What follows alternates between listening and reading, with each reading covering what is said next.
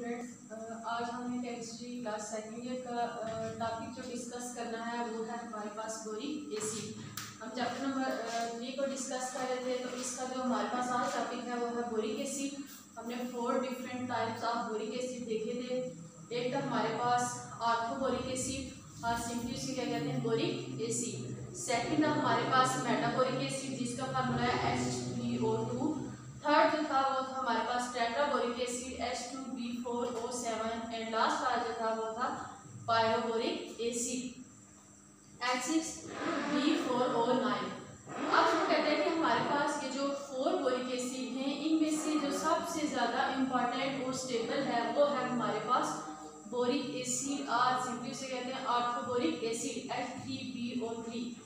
बाकी जो एसिड्स हैं मेटाबोरिक एसिड, टेट्राबोरिक एसिड एंड पायरोबोरिक एसिड, ये स्टेबल है सारे स्टेट के अंदर एंड ये चेंज हो जाते हैं किसके अंदर, बोरिक एसिड के अंदर।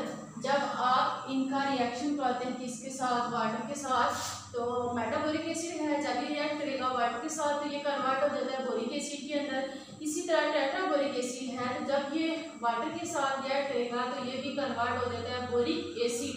अब आपने इनके फार्मूला तैयार करने कि बोरिक एसिड का क्या है, मेटाबोरिक एसिड, टेट्रा एंड पायरोबोरिक एसिड। और ये पेपर में शॉर्ट क्वेश्चन आता है कि नेम लिखें डिफरेंट बोरिक एसिड के विद फार्मूला। तो आपको पता होना चाहिए कि 4 डिफरेंट किस्म के एसिड हैं और उनके साथ फार्मूला आपने तैयार करना। तो यहाँ पे जो हमने डिस्कस करना है वो है हमारे पास ऑर्थोबोरिक एसिड और उसे क्या कहते हैं, बोरिक एसिड, जिसका फार्मूला है H3PO3। कहते हैं कि हमारे पास जो ऑर्थोबोरिक एसिड है ये क्या है, ये क्रिस्टलाइन केमिकल सब्सटेंस है। अगर हम इसकी सॉल्युबिलिटी को देखें वाटर के अंदर तो हमने देखना है कि कोल्ड और हॉट वाटर के अंदर इसकी सॉल्युबिलिटी, कि कोल्ड वाटर के अंदर हमारे पास जो ऑर्थोबोरिक एसिड है ये कितना सॉल्युबल है और हॉट वाटर के अंदर इसकी सॉल्युबिलिटी क्या है, किस टेम्परेचर के ऊपर। तो अगर हम इसकी सॉल्युबिलिटी देखें कोल्ड वाटर के अंदर तो कहते हैं कि कोल्ड वाटर के अंदर हमारे पास जो ऑर्थोबोरिक एसिड है वो सिर्फ 2.6% सॉल्युबल है एट 40 डिग्री सेंटीग्रेड। लेकिन जैसे जैसे हम टेम्परेचर उसका इंक्रीज करते जाते हैं तो हमारे पास जो ऑर्थोबोरिक एसिड है उसकी सॉल्युबिलिटी इंक्रीज करेगी, इनके वो वाटर के अंदर डिजॉल्व होना स्टार्ट हो जाएगा। तो एट 107 डिग्री सेंटीग्रेड के ऊपर जो हमारे पास बोरिक एसिड है उसकी सॉल्युबिलिटी क्या है, 37%। तो ये जो टेम्परेचर वेरिएशंस हैं इनकी बेस पे ही हम इसकी सेपरेशन एंड प्यूरिफिकेशन कर सकते हैं कि अगर हमने बोरिक एसिड को वाटर से सेपरेट करना है तो हम क्या करेंगे कि उसका जो टेम्परेचर है उसको 40 से बिलो उसको जो है वो रख देंगे, तो हमारे पास जो बोरिक एसिड है वो सेपरेट हो जाएगा और वाटर जो है वो सेपरेट हो जाएगा। अगर टेम्परेचर ज़्यादा है तो वो उसके अंदर डिजॉल्व हो जाएगा। ये तो सिंपली था कि बोरिक एसिड की सॉल्युबिलिटी और ये किस फॉर्म में पाया जाता है, क्रिस्टलाइन फॉर्म में एग्जिस्ट करना है। अब हमने इसकी प्रिपरेशन पढ़नी है कि बोरिक एसिड को हम कैसे प्रिपेयर कर सकते हैं। तो पहले हम देखते हैं कि कमर्शियल स्केल के ऊपर बोरिक एसिड को हमने कैसे प्रिपेयर करना है। तो बोरिक एसिड को हम प्रिपेयर करते हैं, हमारे पास एक मिनरल है बोरान का, उससे हम क्या चीज प्रिपेयर करते हैं, बोरिक एसिड। नेचुरल जो हमारे पास कैल्शियम बोरेट है जिसे हम कहते हैं कार्बोनाइट, और ये हमारे कार्बोनाइट हमारे पास क्या है, मिनरल है किसका, बोरान का, और ये कार्बोनाइट इसको हम यूज करके बोरिक एसिड को प्रिपेयर करेंगे। पहले हम देखते हैं कि कार्बोनाइट हमारे पास क्या है, इसका फार्मूला क्या है, कैल्शियम C8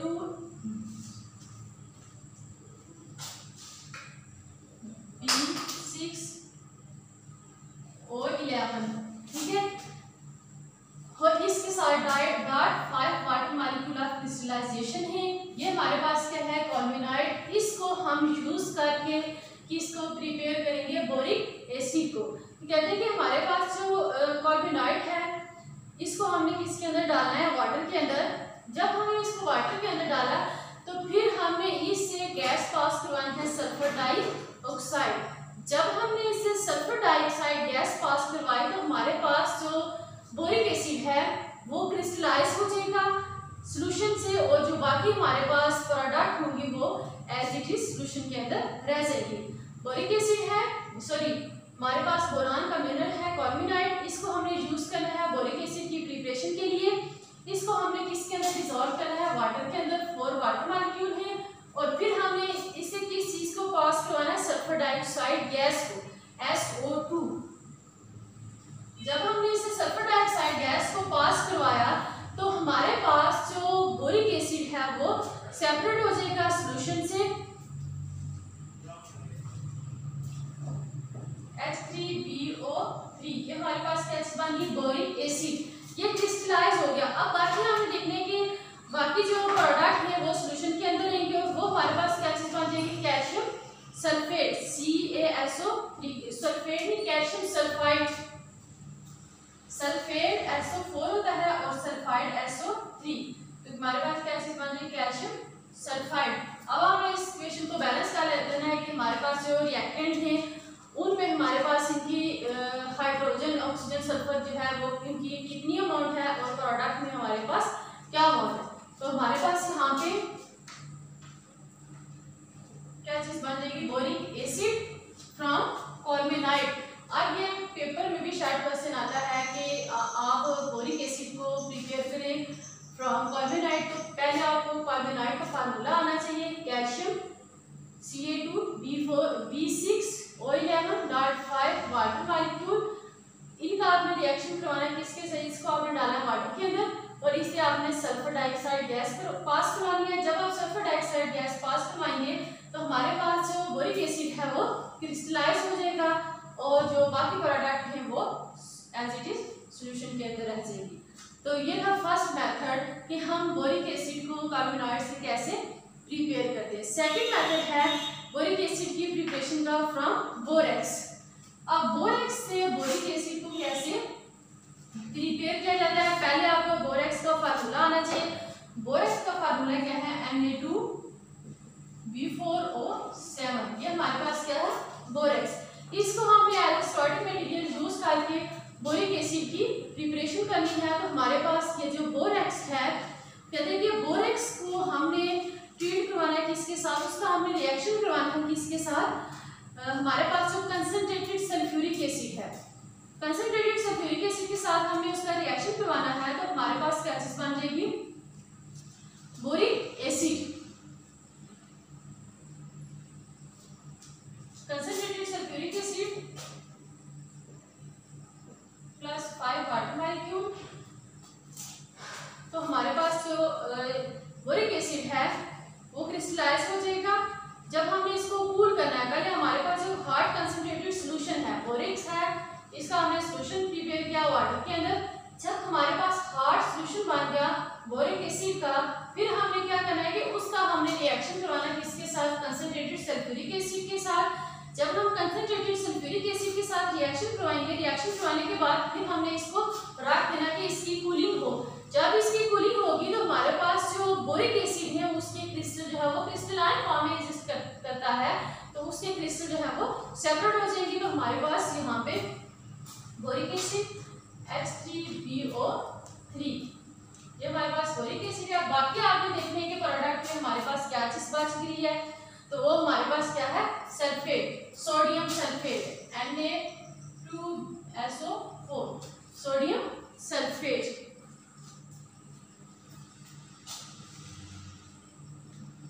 तो ये था सेकंड मेथड के बोरेक्स से बोरिक एसिड को हम कैसे प्रिपेयर कर रहे हैं। तो पहले आपने क्या करना है कि सॉल्यूशन प्रिपेयर करना है। कंसंट्रेटेड हमारे पास सॉल्यूशन है किसका, बोरेक्स का।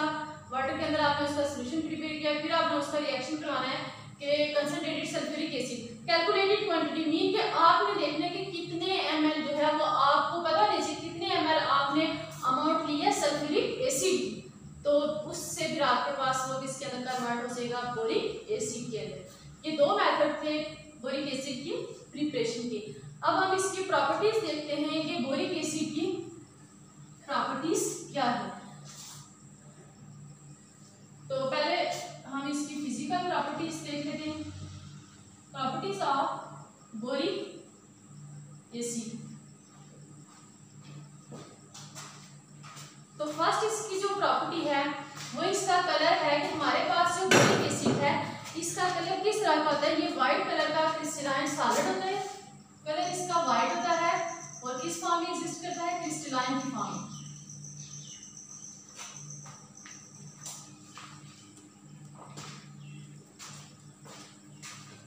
Crystalline solid, while lustrous crystalline solid होता है। अगर हम इसके टच को देखें तो इसकी जो टच होती है वो सॉफ्ट सोफी टच जैसे जो साबुन की होती है, ठीक है, इस तरह की होती है। फिर इसके बाद सॉल्युबिलिटी को देखें तो पीछे भी हमने देखा कि ये जो हमारे पास बोरिक एसिड है वो कोल्ड वाटर के अंदर स्लाइटली सॉल्युबल है, लेकिन जैसे जैसे आप उसको वाटर को हार्ड करते गर्म करते जाएंगे, इनके वाटर हार्ड होता जाएगा तो इसकी सॉल्युबिलिटी इंक्रीज करेगी। सेकंड जो इसकी प्रॉपर्टी है वो क्या है कि ये वोलेटाइल होता है बोरिक एसिड। थर्ड इसकी प्रॉपर्टी है बोरिक एसिड की कि बोरिक एसिड रिएक्ट करता है इथाइल अल्कोहल के साथ और जो चीज बनाता है वो है हमारे पास इथाइल बोरेट। अब हमारे पास जो बोरिक एसिड है इसने रिएक्ट करना है किसके साथ, इथाइल बोरेट। इथाइल हमारे पास क्या है, ऑर्गेनिक केमिस्ट्री में आप लोग देखेंगे कि आपके पास क्या है, इथेन। इथेन का फार्मूला क्या होता है, CH3 सिंगल बॉन्ड CH3। अब हम क्या करते हैं कि यहाँ से अल्काइल ग्रुप इस इथेन को इथाइल ग्रुप यानी कि अल्काइल ग्रुप के अंदर कन्वर्ट करने के लिए हम यहाँ पे क्या करते हैं, एक हाइड्रोजन को इससे रिप्लेस कर देते हैं, यानी कि यहाँ पे क्या होगी, सब्स्टिट्यूशन। अब यहाँ से एक हाइड्रोजन जो है वो इधर जो हाइड्रोजन था CH3 यहाँ से हमने क्या किया कि एक हाइड्रोजन को रिप्लेस कर दिया तो ये कन्वर्ट हो गया किसके अंदर, CH3 और CH2। ये क्या चीज बन गई, इथाइल। अब हमने क्या करना है कि यहाँ पे कार्बन जो है इसकी वैलेंसी सेटिस्फाई नहीं है, यहाँ पे कोई और ग्रुप आएगा इसके साथ आके बॉन्डिंग करेगा और वो हमारे पास क्या होगा, बोरेट। तो इथाइल बोरेट जो बोरिक एसिड है वो इथाइल अल्कोहल, जब ये इथाइल था जब इसके साथ OH ग्रुप अटैच हो तो ये हमारे पास क्या होता है, अल्कोहल, इसे कहते हैं अल्कोहल। बोरिक एसिड का हमने रिएक्शन करवाना है किसके साथ, इथाइल अल्कोहल के साथ, तो ये कन्वर्ट हो जाएगा किसके अंदर, इथाइल बोरेट के अंदर। बोरिक एसिड है CH3BO3, जब ये रिएक्ट करेगा इथाइल अल्कोहल के साथ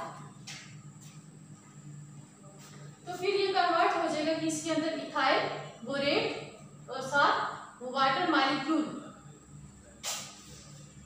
सिंपली यहाँ पे क्या होगी, substitution.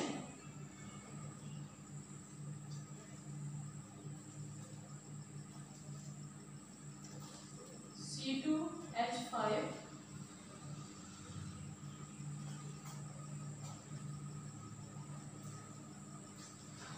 BO3 plus H2O3 water molecule. अब आपके पास क्या इथाइल है और ये BO3 क्या है, बोरेट, इथाइल बोरेट। इसमें क्या हुआ, सिंपली आपके पास क्या हो गया, सब्स्टिट्यूशन, कि यहाँ पे आपके पास ये जो OH ग्रुप है इसको आपने रिप्लेस करके इसकी जगह के कौन सा ग्रुप ऐड कर दिया है, बोरेट। जैसे आप इसको इस तरह भी लिख सकते हैं, ठीक है। तो ये आपके पास क्या चीज बन गई, इथाइल बोरेट। अब जो इसकी नेक्स्ट प्रॉपर्टी है वो ये है कि हमारे पास जो बोरिक एसिड है, कहते हैं कि अगर हम इसको हीट करते हैं, बोरिक एसिड को हम स्ट्रांगली हीट करते हैं तो इससे वाटर मॉलिक्यूल का क्या होगा, लॉस होगा। जब वाटर मॉलिक्यूल का लॉस होगा तो फर्स्ट ऑफ ऑल ये कन्वर्ट होता है इसके अंदर मेटाबोरिक एसिड के अंदर, साथ इसके अंदर जो वाटर था बोरिक एसिड के अंदर वो रिमूव होगा। तो कहते हैं कि बोरिक एसिड को जब हमने स्ट्रांगली हीट किया तो इसके अंदर अगर थोड़ा बहुत पानी है बोरिक एसिड के अंदर, जब आप इसको हीट करेंगे एट 100 डिग्री सेंटीग्रेड के अंदर तो इससे वाटर मॉलिक्यूल का लॉस हो जाएगा और ये बोरिक एसिड कन्वर्ट हो जाएगा किसके अंदर, मेटाबोरिक एसिड के अंदर। अब पीछे भी हमने पढ़ा था कि मेटाबोरिक एसिड को बोरिक एसिड के अंदर कैसे कन्वर्ट करते हैं, मेटाबोरिक एसिड का रिएक्शन करवाते हैं किसके साथ, वाटर के साथ, और वो कन्वर्ट हो जाता है बोरिक एसिड। अब ये जो बोरिक एसिड है इसको अगेन अगर हम मेटाबोरिक एसिड के अंदर कन्वर्ट करें तो फिर हम क्या करेंगे, इसको हीट करेंगे। जब हमने इसको हीट किया तो फर्स्ट ये कन्वर्ट होगा किसके अंदर, मेटाबोरिक एसिड के अंदर, और साथ इससे किसका लॉस होगा, वाटर मॉलिक्यूल का। अब कहते हैं कि ये जो हमारे पास मेटाबोरिक एसिड बना इसको अगेन हम हीट करेंगे तो ये कन्वर्ट हो जाएगा किसके अंदर, टेट्राबोरिक एसिड के अंदर। ये जो मेटाबोरिक है एसिड है इसको हमने क्या करना है, एक अगेन हीट करना। 4 मॉलिक्यूल है हमारे पास मेटाबोरिक एसिड की। अब यहाँ पे जब हमने बोरिक एसिड को हीट किया तो टेम्परेचर हमारे पास क्या था, डिग्री सेंटीग्रेड। अब हमने देखना है कि बोरिक एसिड के ऊपर हीट का क्या इफेक्ट है। जब हमने पहले बोरिक एसिड को हीट किया एट 100 डिग्री सेंटीग्रेड के ऊपर, तो ये मेटाबोरिक एसिड के अंदर कन्वर्ट हो गया। अब हमने क्या करना है कि मेटाबोरिक एसिड को हीट करना है एट 140 डिग्री सेंटीग्रेड के अंदर, तो ये कन्वर्ट हो जाएगा किसके अंदर, टेट्राबोरिक एसिड के अंदर, H2B4O7 और साथ वाटर मॉलिक्यूल। यानी कि मेटाबोरिक एसिड के अंदर अगर थोड़ा बहुत पानी है तो वो हीटिंग से रिमूव हो जाएगा, और ये जो मेटाबोरिक एसिड है ये कन्वर्ट हो जाएगा किसके अंदर, टेट्राबोरिक एसिड। एट द एंड अब हमने क्या करना है कि जो हमारे पास ये टेट्राबोरिक एसिड है इसको हमने अगेन हीट करना है एट रेड हॉट टेम्परेचर के ऊपर, और ये कन्वर्ट हो जाएगा किसके अंदर, बोरिक एनहाइड्राइड के अंदर, H2B4 हमारे पास क्या है, मेटाबोरिक टेट्राबोरिक एसिड है। तो इसको हमने अगेन हीट करना है रेड हॉट टेम्परेचर के ऊपर, और ये कन्वर्ट हो जाएगा किसके अंदर, boric anhydride B2O3 plus water molecule eight red hot temperature जो है इसके ऊपर हम इसको हीट करेंगे। तो ये था इफेक्ट इसका टेम्परेचर का, कि बोरिक एसिड का क्या इफेक्ट है टेम्परेचर का, टेम्परेचर के जब आप उसको हीट करते हैं तो वो किस फॉर्म में कन्वर्ट होता है। पहले बोरिक एसिड मेटाबोरिक एसिड के अंदर कन्वर्ट होता है एट 100 डिग्री सेंटीग्रेड, फिर आप क्या करते हैं कि उस मेटाबोरिक एसिड को अगेन हीट करते हैं एट 140 डिग्री सेंटीग्रेड, और वो कन्वर्ट हो जाता है टेट्राबोरिक एसिड के अंदर। फिर हमने क्या करना है, जो टेट्राबोरिक एसिड है हमारे पास उसको हमने अगेन हीट करना है एट रेड हॉट टेम्परेचर के ऊपर, और वो कन्वर्ट होगा boric anhydride plus water. Anhydride mean without water. अब जो इसकी नेक्स्ट प्रॉपर्टी है वो है आयोनाइजेशन, कि बोरिक एसिड की हम देखते हैं आयोनाइजेशन, क्या ये कंप्लीटली आयोनाइज होता है या नहीं। तो बोरिक एसिड एक हमारे पास एक वीक एसिड है, वीक एसिड होने की वजह से ये कंप्लीटली आयोनाइज नहीं होगा, बल्कि ये लिमिटेड एक्सटेंट तक जो है वो आयोनाइज होगा as a monobasic ion. Boric acid है H3BO3, हमने इसकी आयोनाइजेशन देखी है। आयोनाइजेशन किसके अंदर आयोनाइज होगा, वाटर के अंदर। तो हमारे पास गैसेस बनेंगे, आयंस बनेंगे, केटायन एनायन। अब कहते हैं कि बोरिक एसिड हमारे पास एक वीक एसिड है, इसलिए ये कंप्लीटली वाटर के अंदर आयोनाइज नहीं होगा। इसके नतीजे में हमारे पास जो आयंस बनते हैं वो हमने देखते हैं कि हमारे पास कौन से आयन बनेंगे। अब बोरिक एसिड के अगर स्ट्रक्चर को देखें तो हमारे पास क्या है, ये बोरान है, इसके साथ 3 OH ग्रुप अटैच है, ये हमारे पास क्या है, बोरिक एसिड।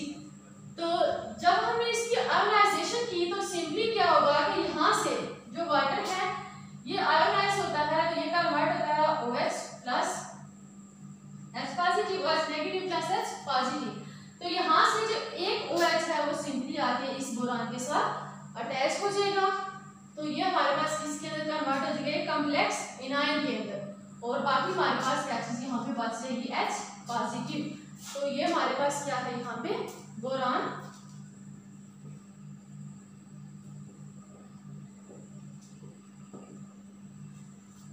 तो ये कंप्लीटली आयोनाइज नहीं होगा, बल्कि ये एक लिमिटेड एक्सटेंट जो है, लिमिटेड एक्सटेंट तक आयोनाइज होगा। तो ये हमारे पास एक कॉम्प्लेक्स बन गया, ठीक है। तो ये सिंपली क्या था कि बोरिक एसिड था, तो इसमें हमारे पास यहाँ पे आयोनाइज करवाने के लिए हमने क्या सिंपली वाटर से एक OH आके सिंपली अटैच हो जाएगा इस बोरान के साथ, तो बाकी हमारे पास क्या चीज बचेगी, H पॉजिटिव। अब जो नेक्स्ट प्रॉपर्टी है इसकी वो हमने देखनी है कि इंडिकेटर के ऊपर इसका क्या इफेक्ट है बोरिक एसिड का। डिफरेंट किस्म के इंडिकेटर हम यूज करते हैं टाइट्रेशन के लिए, मिथाइल ऑरेंज है, नेफ्थलीन है, फिनाफ्थलीन है। अब यहाँ पे हमने देखना है जो इंडिकेटर है वो है हमारे पास मिथाइल ऑरेंज। मिथाइल ऑरेंज हमारे पास इंडिकेटर है, तो इसमें हमने देखना है कि बोरिक एसिड का मिथाइल ऑरेंज के ऊपर क्या इफेक्ट है। तो जो न्यूट्रल pH है pH 7, उसके ऊपर हम देखें तो मिथाइल ऑरेंज का कलर होता है येलो, उससे नीचे 5 से जब नीचे आते हैं तो मिथाइल ऑरेंज का कलर रेडिश ऑरेंज होता है, और जब 3.2 से और नीचे आएंगे तो मिथाइल ऑरेंज का कलर जो है वो रेड हो जाएगा इन बोरिक एसिड। तो pH स्केल की जो वैल्यू है वो 0 से 14 है। तो आपको पता है कि 7 न्यूट्रल होती है, 7 से कम एसिड के ऊपर क्या होती है, बेसिक। तो कहते हैं कि जब न्यूट्रल होगी तो तब मिथाइल ऑरेंज का कलर कौन सा होता है, येलो होता है। तो जब ये येलो कलर होगा तो बोरिक एसिड को आपने डाला किसके अंदर, मिथाइल ऑरेंज के अंदर, तो क्या होगा कि ये एक वीक एसिड है तो इसके कलर के ऊपर कोई इफेक्ट नहीं होगा। तो यहाँ पे लिखा हुआ है कि its solution has no effect on methyl orange. इनके बोरिक एसिड का आपके पास सॉल्यूशन है, उसके अंदर आपने क्या चीज डाल दी, उसको आपने डाला मिथाइल ऑरेंज के अंदर, तो उसका कोई इफेक्ट नहीं होगा क्योंकि ये आपके पास एक वीक एसिड है। लेकिन अगर आपके पास लिटमस पेपर है तो उसको हम देखें तो वो क्या करता है कि लिटमस पेपर को जो है वो रेड कर देता है विद बोरिक एसिड, क्योंकि एसिड है, एसिड के अंदर जो किसी भी लिटमस पेपर को डालें तो उसका कलर होता है रेड और जो बेस होता है उसके अंदर उसका ब्लू होता है। तो लिटमस पेपर को बोरिक एसिड के अंदर डालेंगे तो इसका कलर क्या हो जाएगा, रेड। लेकिन मिथाइल ऑरेंज के अंदर अगर हम बोरिक एसिड को डालेंगे तो इसके कोई इफेक्ट नहीं होगा, इसका जो कलर था वही रहेगा। नेक्स्ट जो है वो है इसकी न्यूट्रलाइजेशन। न्यूट्रलाइजेशन रिएक्शन हमने पढ़े हैं कि एसिड बेस जो रिएक्शन होते हैं वो क्या होते हैं हमारे पास, न्यूट्रलाइजेशन रिएक्शन होती है। एक उसमें हमारे पास प्रोडक्ट में साल्ट प्लस वाटर बनता है। अब कहते हैं कि हमारे पास जो बोरिक एसिड है ये एक एसिड है, इसका हमने रिएक्शन करवाना है किसके साथ, बेस के साथ। बोरिक एसिड है Al3BO3, जब हमने इसका रिएक्शन करवाया किसके साथ, बेस के साथ। अब हमारे पास यहाँ पे बेस कौन सी है, सोडियम हाइड्रोक्साइड है, और एसिड हमारे पास क्या है, बोरिक एसिड। बेस हमारे पास एक स्ट्रॉन्ग बेस है, तो जो एसिड है ये हमारे पास एक वीक एसिड है। अब एसिड वीक होने की वजह से ये कंप्लीटली न्यूट्रलाइज नहीं होगा, बल्कि ये पार्शियली मीन के हाफ इसकी न्यूट्रलाइजेशन होगी। तो न्यूट्रलाइजेशन के नतीजे में हमारे पास जो प्रोडक्ट होगी वो क्या होगी, साल्ट प्लस वाटर। तो 4 माइक्रोमोल है हमारे पास बोरिक एसिड के, इसका हमने रिएक्शन कराया किसके साथ, बेस के साथ, सोडियम हाइड्रोक्साइड के साथ। पीछे भी आपने ये रिएक्शन पढ़ा था बोरेक्स की जब प्रॉपर्टीज पढ़ी थी, तो उसमें भी ये था कि बोरिक एसिड को सोडियम हाइड्रोक्साइड के साथ रिएक्ट कराएं तो ये कंप्लीटली कंप्लीटली न्यूट्रलाइजेशन रिएक्शन नहीं होता है। क्यों नहीं होता, क्योंकि हमारे पास जो एसिड होता है ये एक वीक एसिड है, boric acid, as compare to base. तो इसलिए ओवरऑल हमारे पास जो सॉल्यूशन आएगा वो क्या होगा, अल्कलाइन इन नेचर। क्यों, क्योंकि यहाँ पे हमारे पास जो बेस है वो क्या है, स्ट्रांग है। तो ये सोडियम हाइड्रोक्साइड है, इसको हम कहते हैं कास्टिक सोडा। अगर सिंपली लिखा जाए कि बोरिक एसिड का रिएक्शन करवाएं आप कास्टिक सोडा के साथ, तो आपको बोरिक एसिड का फार्मूला भी पता होना चाहिए, और कास्टिक सोडा सोडियम हाइड्रोक्साइड। तो हमारे पास कैसे बनेगी, साल्ट बनेगा, बोरेक्स Na2B4 और 7 प्लस वाटर मॉलिक्यूल H2O। अब जो नेक्स्ट इसका रिएक्शन है बोरिक एसिड की, हम न्यूट्रलाइजेशन, ये किसके साथ थी, कास्टिक सोडा के साथ। अब हमने इसकी न्यूट्रलाइजेशन देखनी है किसके साथ, सोडा ऐश के साथ। तो जब सोडा ऐश के साथ हम इसकी न्यूट्रलाइजेशन करवाएंगे तो उसमें भी हमारे पास जो साल्ट होगा वो क्या होगा, बोरेक्स होगा, साथ उसके वाटर और साथ कार्बन डाइऑक्साइड गैस होगी। तो कास्टिक सोडा जो हमारे पास था उसके नतीजे में हमारे पास बोरेक्स बना प्लस वाटर, यानी कि साल्ट प्लस वाटर। लेकिन जब हमने सोडा ऐश लिया तो उसमें हमारे पास क्या चीज बनेगी, साल्ट बनेगा, वाटर बनेगा, और उसके साथ साथ कार्बन डाइऑक्साइड। बोरिक एसिड है, जब ये रिएक्ट करेगा किसके साथ, सोडा ऐश का फार्मूला क्या है, Na2CO3। इसके साथ आपने इसको रिएक्ट करवाना है तो हमारे पास जो प्रोडक्ट आएगी वो क्या होगी, एक तो हमारे पास एज इट इज साल्ट बनेगा, और साल्ट हमारे पास क्या है, बोरेक्स है Na2B4O7 प्लस वाटर मॉलिक्यूल, और साथ जो एडिशनल चीज होगी यहाँ पे वो कौन सी है, कार्बन डाइऑक्साइड। अब कहते हैं कि ये तो हमारे पास था कि एक दफा हमने एसिड का रिएक्शन करवाया किसके साथ, कास्टिक सोडा के साथ। सेकंड हमने इसका रिएक्शन करवाया सोडा ऐश यानी कि सोडियम कार्बोनेट के साथ। तो ये दोनों रिएक्शन हमारे पास क्या है, न्यूट्रलाइजेशन रिएक्शन है, एसिड बेस रिएक्शन है।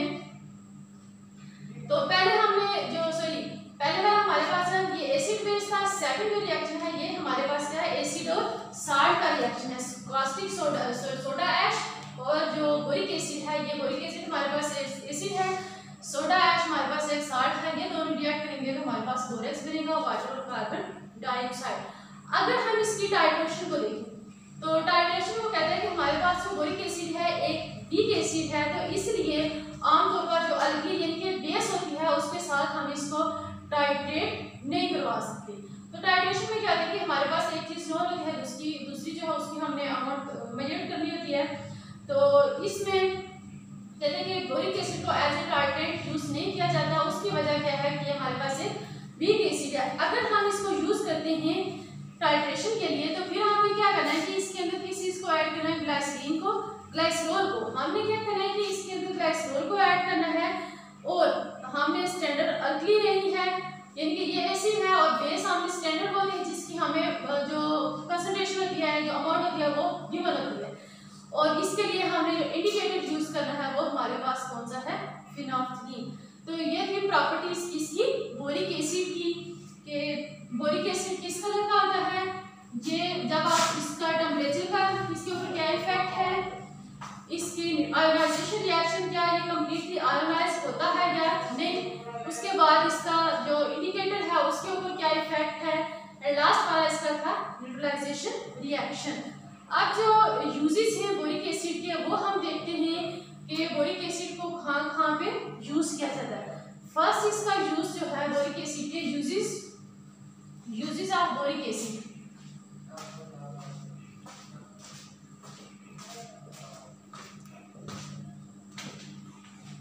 फर्स्ट इसका जो यूज है वो है मेडिसिन के अंदर, कि हम बोरिक एसिड को यूज करते हैं जिसके अंदर, मेडिसिन के अंदर,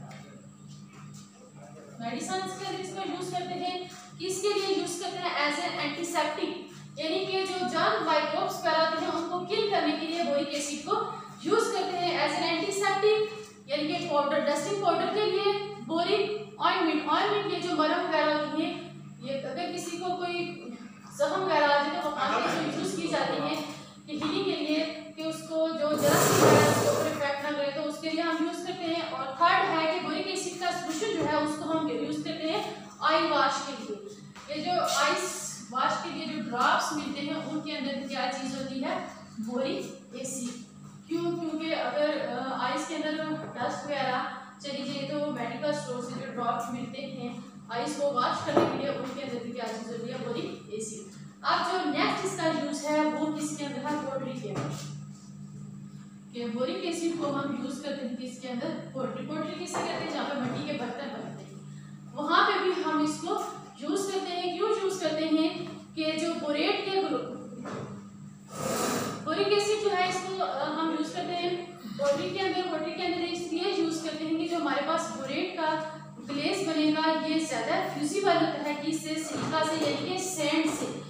और इसके साथ साथ सेकंड इसकी क्या वजह है कि हम इसको क्यों यूज करते हैं, इसका जो थर्मल एक्सपेंशन कोफिशिएंट होता है वो हाई होता है इसका, बोरेट का। अब थर्मल एक्सपेंशन कोफिशिएंट क्या होता है कि किसी भी मैटर की एबिलिटी होती है, टेंडेंसी होती है कि वो टेम्परेचर के साथ साथ अपनी शेप, वॉल्यूम या एरियाज वगैरह को चेंज करता है। तो अगर हमारे पास कोई ऐसा बर्तन है जिसका थर्मल एक्सपेंशन कोफिशिएंट कम है, तो फिर जब हम उसको हीट करेंगे, ज़्यादा जब हमने उस बर्तन को हीट करना है तो हीट करेंगे, ज़्यादा उसका टेम्परेचर इंक्रीज करेंगे तो वो स्वेल हो जाएगा, तो वो जो है वो डैमेज हो जाएगा। लेकिन अगर हमने ऐसा लिया ग्लेस जिसका थर्मल एक्सपेंशन कोफिशिएंट हाई है, तो उसको जितना मर्जी हीट करेंगे उसके ऊपर कोई इफेक्ट नहीं होता। तो इसलिए कहते हैं कि हमारे पास जो बोरेट के ग्लेज होते हैं वो मोर फ्यूजिबल होते हैं, इनका थर्मल एक्सपेंशन कोफिशिएंट हाई होता है, जितना आप इनको टेम्परेचर देंगे इनके ऊपर कोई इफेक्ट नहीं होगा एज कम्पेयर टू सिलिका के यानी कि सैंड के ग्लेज से। नेक्स्ट इसकी जो यूज है वो है कैंडल इंडस्ट्रीज के अंदर, कि बोरिक एसिड को हम कहाँ पे यूज करते हैं, कैंडल इंडस्ट्री। कैंडल इंडस्ट्रीज के अंदर इसको क्यों यूज करते हैं, जो कैंडल होती है, बत्ती होती है, ठीक है, उसका जो धागा होता है उसको सख्त स्टिफनिंग के लिए, उसके स्टिफनिंग के लिए हम बोरिक एसिड को यूज करते हैं कैंडल इंडस्ट्रीज के अंदर। जो कैंडल का जो धागा होता है उसको सख्त करने के लिए हम इसको यूज करते हैं बोरिक एसिड को इन कैंडल इंडस्ट्रीज। तो ये था हमारा आज का टॉपिक बोरिक एसिड। पहले देखा कि फिर उसकी preparation, properties of boric acid and uses of boric acid.